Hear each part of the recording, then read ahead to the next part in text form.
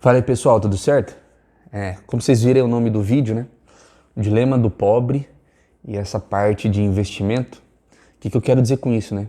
Primeiro, chamar alguém de pobre, né? Definir pobre é um pouco complicado, da mesma forma que é complicado definir quem que é rico, né? O que é rico e por aí vai. Mas eu quero dizer sim no sentido de pobre, até porque eu me incluo, a gente não é herdeiro, trabalha para ter as coisas. Tanto que eu tô aqui tomando um café, 7 e pouco da manhã, tô tomando café para daqui a pouco ir trabalhar, então a gente não é herdeiro, não ganhou nada de ninguém, trabalha para ter as coisas, eu tenho financiamento para pagar. Então tudo que a gente conquista é trabalhando, né? Não tira férias, vende as férias, faz hora extra, tem dívida de cartão de crédito. Então esse é o pobre que tem que trabalhar, o pobre que tem a fatura do cartão, às vezes entra no cheque especial, paga o mínimo da fatura do cartão, tá atrás de conseguir comprar um terreno, um imóvel, uma casa, um apartamento. Esse é o pobre, é o cara que tá indo atrás. Mas aí também tem outros tipos de pobre, né, pô? Esse é o pobre que eu tô falando aqui, é o pobre consciente, sabe que é pobre, mas tá batalhando para poder ter as coisas, né? Não é aquele pobre que às vezes, infelizmente, gasta dinheiro sem pensar no amanhã. Às vezes prefere gastar dinheiro comprando roupa cara do que investir num terreno e por aí vai. Mas o que eu quero dizer, o dilema do pobre com o investimento? Porque é muito complicado você falar para alguém que está nessas condições começar a investir.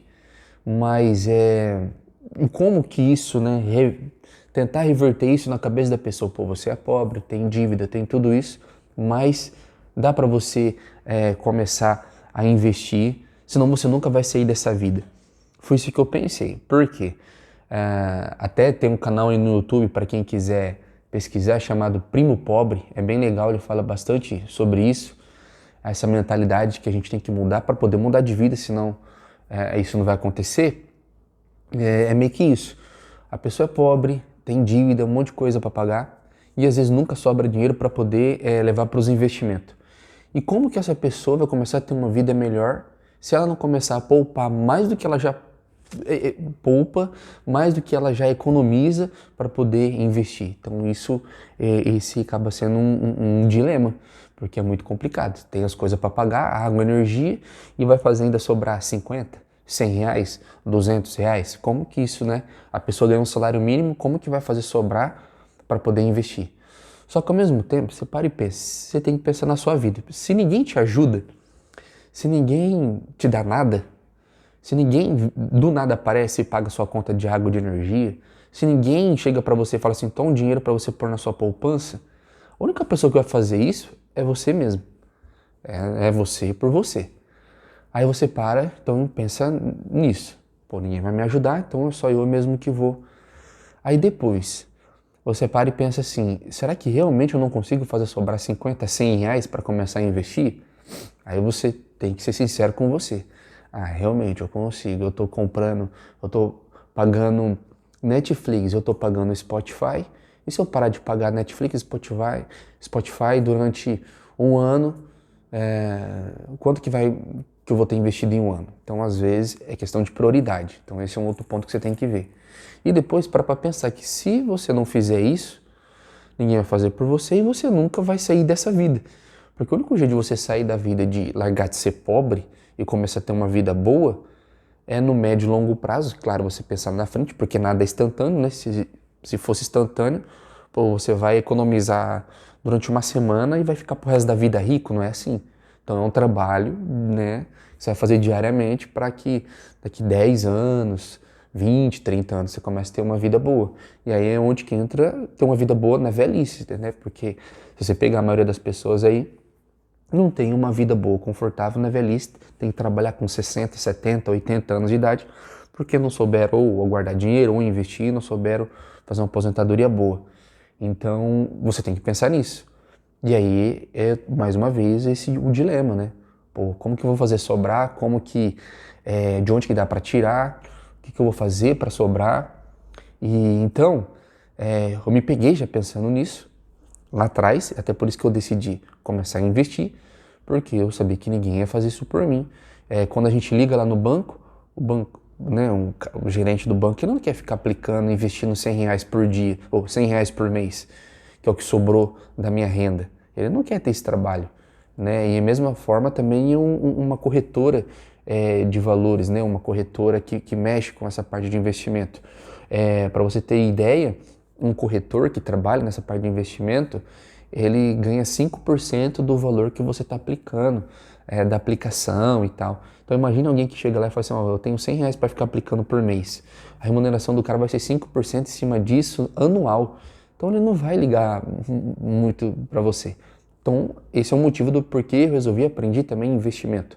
Para quem não sabe, eu sou advogado e por isso que eu resolvi aprender sobre investimento para eu poder fazer os meus próprios aportes. Se sobrou R$ 50, eu vou e consigo aplicar R$ 50. Sobrou R$ 20, eu consigo aplicar R$ 20. Por aí vai. Então isso foi o porquê que eu resolvi aprender sobre investimento. E aí também é uma outra coisa, né? Se você é pobre, ninguém vai chegar do nada e falar assim, deixa eu começar a cuidar dos seus investimentos aí, do pouquinho do dinheiro que sobrou. Então, quem é pobre também tem que correr atrás de informação. Infelizmente, a vida é essa. Então, eu corri atrás de informação, aprendi sobre investimento e comecei a economizar, né, o meu salário no final do mês para poder investir, para eu poder futuramente tentar sair dessa vida de pagar, de financiamento, poder começar a viajar melhor, poder e por aí vai.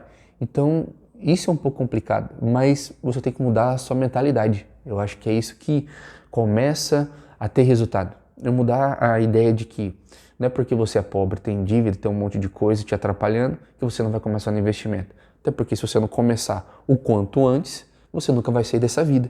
Então, se você parar para pensar que se você não mudar o jeito que você está vivendo, ou seja, esse círculo vicioso que você está vivendo, você nunca vai sair dele. É meio que óbvio isso. Então, o quanto antes você começar a aprender sobre investimento, economizar e começar a investir, aprender sobre investimento, começar a investir um pouco de dinheiro que sobrou, você vai sair o quanto antes dessa vida que você está reclamando, dessa vida que você está insatisfeito. Então, é um dilema isso, porque como que vai fazer sobrar o salário de alguém que às vezes já ganha salário mínimo, é pai, tem filho para criar, tem conta para pagar, como que vai fazer sobrar? Mas se você parar para pensar que se você não fizer isso, esse esforço a mais, que eu sei que é chato, é dificultoso você fazer esse esforço de economizar mais do que você já economiza, fazer esse esforço, mas assim, tentar uma renda extra, né? Tentar, o que eu posso fazer que vai aumentar? Né? Tentar achar alguma coisa que você consiga fazer. É complicado isso também, essa questão de renda extra. É muito fácil falar de fazer uma renda extra, mas é complicado você criar uma renda extra e depois você chega cansado do serviço.